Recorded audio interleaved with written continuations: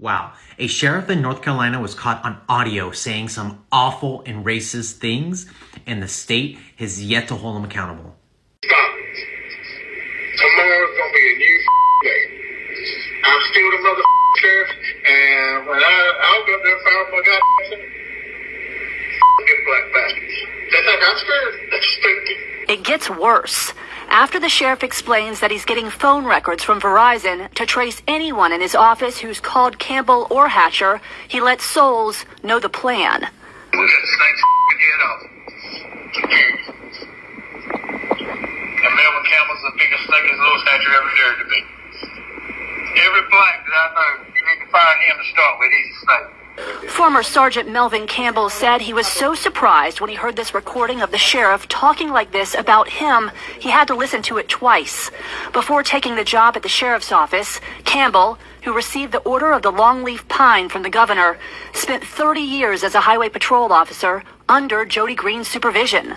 And I worked with him, and it kind of shocked me. You know what I mean? That came out of his mouth. I thought we was friends. But with friends like that, who needs enemies?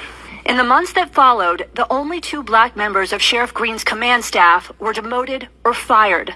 Souls says ever since making that recording, he's been working to bring it to the attention of county commissioners, court officials, the attorney general, and the SBI over concerns that the county's most powerful law enforcement leader had a bias against black people. I was told to just keep documenting everything that happens so that we would have a paper trail of it, and we did.